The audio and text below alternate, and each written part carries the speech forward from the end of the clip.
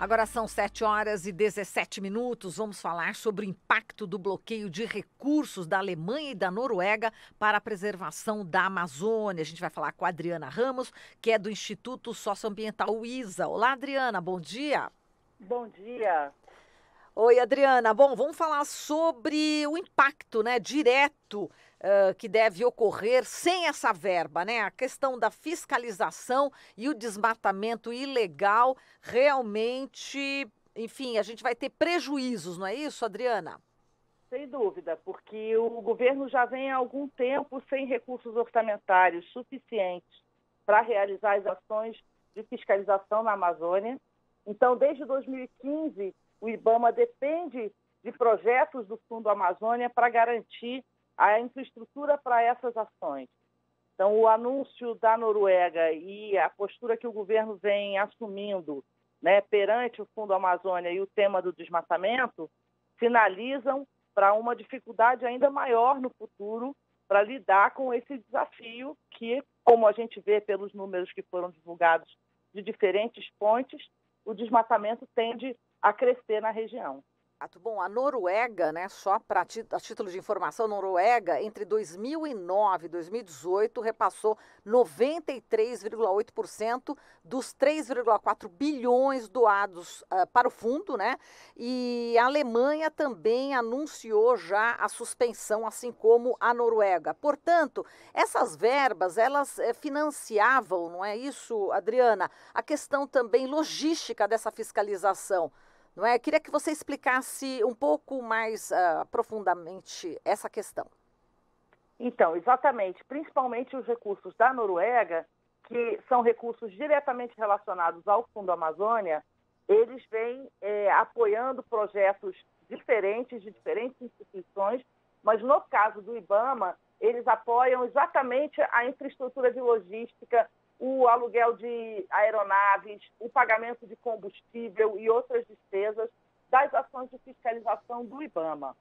Os demais recursos que a Alemanha cortou, eles vão para outros programas que incluem atividades no Cerrado e na Mata Atlântica, o que também é uma questão muito grave, porque são regiões que não contam com recursos tanto quanto a Amazônia e que, portanto, dependem ainda mais dos recursos de cooperação, né, para qualquer tipo de ação e de investimento do governo brasileiro.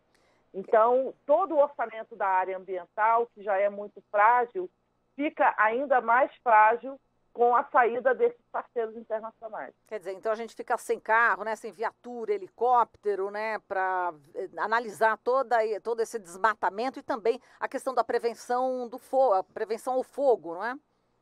Exatamente, são vários, no caso do Fundo Amazônia, vários projetos, inclusive, dos batalhões de bombeiros e das polícias ambientais de diferentes estados, que também dependem desses recursos, além de projetos em terras indígenas, em unidades de conservação, projetos de comunidades, que são projetos de geração de renda, que contribuem para que essas comunidades mantenham a floresta em pé.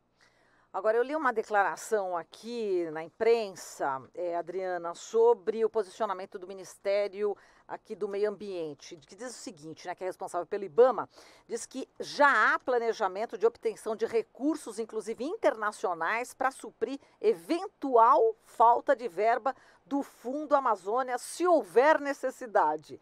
Como é que você analisa essa? Eu não acreditei quando eu li isso. Olha, é curioso e surpreendente que o Ministério esteja dizendo isso, porque ele deveria, então, dizer quais são as fontes desses recursos e as condições de obtenção desses recursos, porque a gente sabe que há recursos que são de doação, como esses que estão sendo suspensos agora pelos países em função da postura do governo, e há recursos internacionais disponíveis para financiamento. Mas o Brasil, que está na situação que está, não pode trocar recursos de doação por recursos de financiamento. Então, o Ministério precisa sinalizar objetivamente aonde estão esses recursos, né? E por que vai fazer jus a esses recursos se está perdendo outros, porque a gente sabe que o anúncio, principalmente da Alemanha, ele diz respeito diretamente às posturas e à forma como o governo vem reagindo ao tema do desmatamento e à questão ambiental. Acho que Os países, de uma certa forma, compreenderam que a intenção original do presidente de extinguir o Ministério do Meio Ambiente não deixa de estar presente na fragilização de várias das ações do Ministério que deveriam estar em desenvolvimento. Exato. Agora, que países, né, poderiam ajudar nessa questão, já que já é uma vergonha internacional essa postura, né, do Ministério do Meio Ambiente? Exatamente. Noruega e Alemanha são os principais doadores para a área ambiental de países de floresta tropical desde sempre, né? O Brasil sempre se beneficiou muito dessa cooperação, principalmente com a da Alemanha, durante muitos anos, no âmbito do Programa Piloto de Proteção de Florestas Tropicais, e da Noruega, com o apoio que a Noruega faz, inclusive, para terras indígenas há muitos anos, por diferentes caminhos e organizações. Então, é curioso que o Brasil tenha encontrado outros parceiros para seguir financiando a sua política ambiental no momento que aqueles que são os principais financiadores de ações na área ambiental no mundo inteiro sinalizam uma retirada. Então, portanto, as consequências disso para a nossa floresta amazônica, enfim, para a questão do clima, a gente vai ter um retrocesso enorme, não é, Adriana? Muito provavelmente, porque o reflexo do recurso ele é só mais um sintoma de uma postura do governo de demonstrar uma fragilização dessa política ambiental. O Brasil foi muito bem sucedido na redução dos desmatamentos da Amazônia, com um plano de prevenção e combate ao desmatamento, que foi extinto da estrutura do Ministério do Meio Ambiente, e até hoje o Ministério não soube dizer qual é a sua política para o combate ao desmatamento. Então, é um reflexo da postura do governo, da falta de política, que os recursos começam a faltar. Portanto, o quadro é cada vez mais dramático na questão do meio ambiente. E agora? O que a gente faz, hein, Adriana, com todas essas informações absurdas que a gente está, enfim, divulgando? E o que fazer, na sua opinião?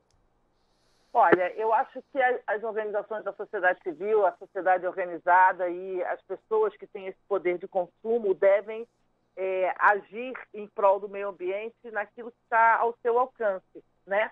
No dia a dia, as pessoas podem contribuir com o seu engajamento em formas mais sustentáveis de vida, né? Em contribuir para economizar água, em contribuir para separar o lixo, dar a sua contribuição, já que a gente está vendo que, infelizmente, durante um período, o país não vai poder prover políticas mais avançadas nesse sentido.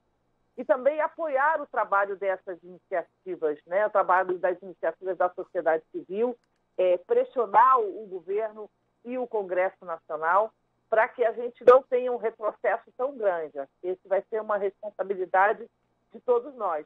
E nós vamos seguir não só desenvolvendo ações para tentar minimizar essa falência da política ambiental, mas também denunciando e enfrentando esse momento tão difícil do país, contribuindo para construir mais ações da sociedade, né, mais iniciativas locais de produção sustentável. Então, a gente tem visto crescer no Brasil, né, iniciativas como as comunidades que trabalham junto com os agricultores familiares para que a produção deles seja mais sustentável, que essas comunidades que estão próximas possam consumir desses produtores, contribuindo, né, para a manutenção dos sistemas agrícolas mais tradicionais, de tal maneira que a gente busque as nossas formas próprias de lidar com essa situação, porque o problema do não investimento em meio ambiente é que ele retorna diretamente para as pessoas, na qualidade do ar, na qualidade da água.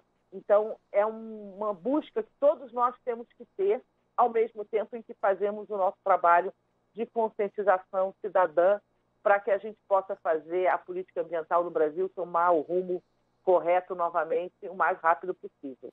Tá certo, Adriana, a gente agradece aqui a sua participação. Um grande abraço para você. Muito obrigada, um bom dia a todos. Bom dia. Falamos aqui com a Adriana Ramos, do Instituto Socioambiental, o ISA.